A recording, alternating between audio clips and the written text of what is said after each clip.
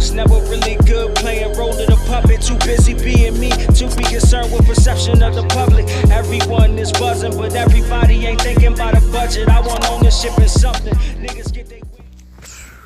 Hey, it's your boy James TV, man. We back with another video for the channel, man. Second video 2025. Look, man, I'm so drained on all of these hip-hop conversations. I just miss when you can release an album and let it go, right? Put your thoughts, your feelings, whatever out there. Well, it be a single or an album, whatever, let it fly, right? So today we get a Drake leak, right? And this Drake leak is what people are calling a diss, and him taking several shots. It's clear that he's not over the fact that, you know, he took the L and he don't know how to take the L, which is understandable. Rappers and artists are sensitive, right? So I look at it like this. Even with Cole, the Port Antonio track, right? They just venting, right? Even with Kendrick going at Drake, how he went at Drake. It's all how they feel about themselves, the game, each other for that matter. And I think that everybody expected Cole to choose a side one way or another. Since I believe out of the three that Drake is number 3 as far as a elite lyricist. And so no matter who he would have battled with and traded shots with, it would have been relatively the same outcome, right? So when I look at that and I go, if he winning so long, he not used to losing, and he gonna fail away. But I'm starting to just hate when these motherfuckers don't put a name to it. Like, yo, put a name to who you talking about. Whether it's a leak, whether it's an actual diss, whether it's just a regular song and you was just venting, put a name to it. And the thing about it is, the whole time they was on their runs, right? I remained a perspective. I remained a fan of all three gentlemen their whole entire career. This whole big 3 beat bull crap is making me look at all three of them sideways. I don't like it. I feel like all of those gentlemen had their own respective lanes, and they didn't even, none of them lanes need to cross. But I hate when people say, oh, J. Cole started this Drake and Kendrick beef. It was always a Drake and Kendrick beef. I don't know if anybody remember that BET Awards freestyle from years ago. That was it. That was when it was after that Good Kid, Mad City dropped, and at the Poetic Justice, something happened between then and there, and that Buried Alive song and Control hit. It was up for them. It was up for them too. And I remember not seeing, we never got the Cole and Kendrick album, right? We didn't get too many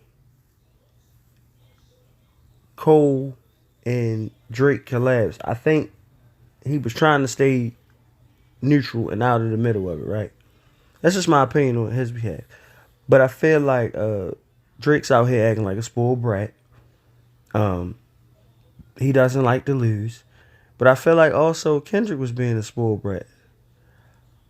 You took your breaks. How dare hip-hop like other people and move on without me, you know? And I also feel like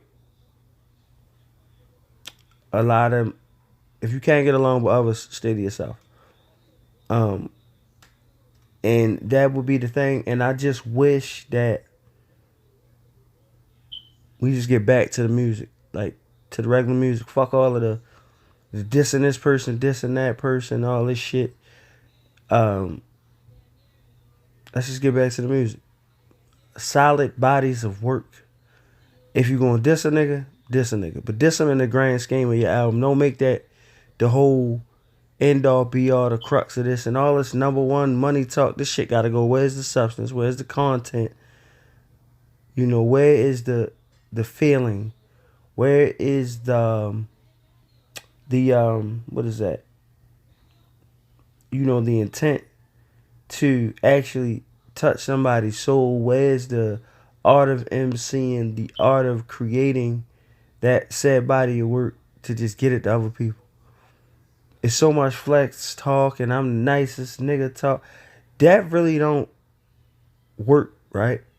For me, because it's like, yo, when you live in everyday life, you live in everyday life. You don't want to, I don't give a fuck about all your money and your women and what you're doing. It doesn't matter. And how you number one. Like, that's not always impressive. I mean, it's slick, it's cool, slick talk. It's the bravado that hip hop comes with, and it always have. But yo, where your soul at? And I mean, granted, in a lot of these tracks I'm hearing from these three, they putting their soul and they kind of putting foot to ass the beat. But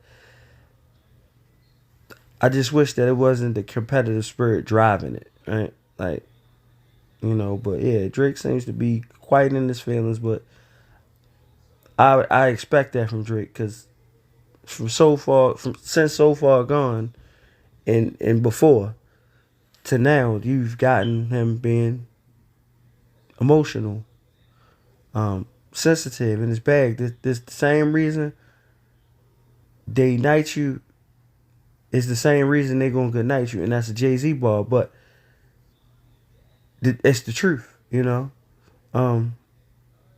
You sit there and you are who you are. You're gonna be who you are. You make type of music you like to make, and that's fine. But notice they're gonna use it against you, right? When you sit there and you don't make commercial music or commercial sounding music, they're gonna say he can't make a hit.